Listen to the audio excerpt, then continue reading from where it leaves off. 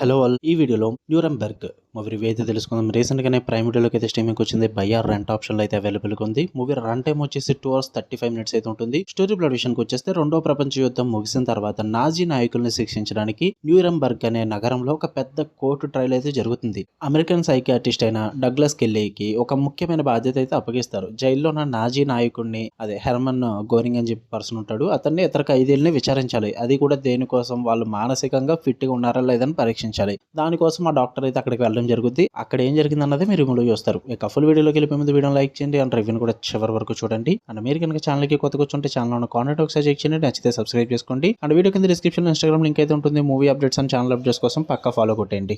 ఇక ఈ మూవీ విషయానికి వచ్చేస్తే ఫస్ట్ ఆఫ్ ఆల్ నాకైతే వర్కౌట్ అయింది, కానీ అందరికీ అయితే వర్కౌట్ అవ్వదు. అస్సలు అంటే అస్సలు వర్కౌట్ అవ్వదు. ఇది మొత్తం కూడా ఒక slow facing drama base movie అనమాట. హిస్టరీ గురించి ఉంటుంది మొత్తం అంతా. సో అందరికైతే వర్కౌట్ అవ్వదు.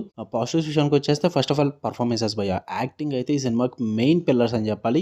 ఇద్దరే పర్ఫార్మర్స్, ఒకరు రసెల్ క్రౌ అండ్ ఇంకొకరు రామీ మాలెక్. పోటాపోటీగా పర్ఫార్మ్ చేశారు ఇద్దరు కూడా. వాళ్ళ మధ్య వచ్చే సీన్స్ అన్ని కూడా చాలా ఇంటెన్స్ గా ఉంటాయి. ఒక మాటల యుద్ధమే జరుగుతుంది వాళ్ళ మధ్య. సో వాళ్ళ పర్ఫార్మెన్సెస్ చాలా బాగుంటాయి. అండ్ డైరెక్షన్ అండ్ రైటింగ్ కూడా బాగా అనిపించింది నాకు. డైరెక్షన్ అయితే చాలా గ్రిప్పింగ్ ఉంటుంది, ఎందుకంటే కేవలం మాటలతో ఆ డ్రామాతోనే ఒక టైప్ ఆఫ్ టెన్షన్ అయితే క్రియేట్ చేస్తారు. అది నాకు చాలా బాగా నచ్చింది. అండ్ హిస్టారికల్ ఇంపార్టెన్స్ అనమాట, అంటే చరిత్రలో జరిగిన ఒక ముఖ్యమైన ఘట్టాన్ని కళ్ళకు కట్టినట్టు చూపించారు. ప్రొడక్షన్ డిజైన్ 1945 సెటప్ ఇదంతా కూడా చాలా పర్ఫెక్ట్ గా రీక్రియేట్ కూడా చేశారనమాట. అది కూడా విజువల్లీ చూడడానికి కూడా చాలా బాగుంటుంది. అండ్ నాకు అంత ఇంపాక్ట్ ఏం తెలియదు ఈ రెండో ప్రపంచ యుద్ధం ఆఫ్టర్ దట్ ఏం జరిగింది ఏంటని చెప్పేసి.